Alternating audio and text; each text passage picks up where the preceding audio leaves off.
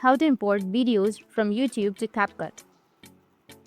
So if you want to import videos from YouTube to CapCut, then what you need to do is first go with your YouTube application.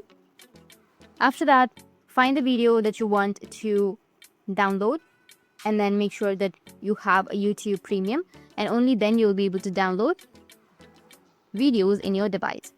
Or you can also use some other applications, legal applications, and simply install a YouTube video.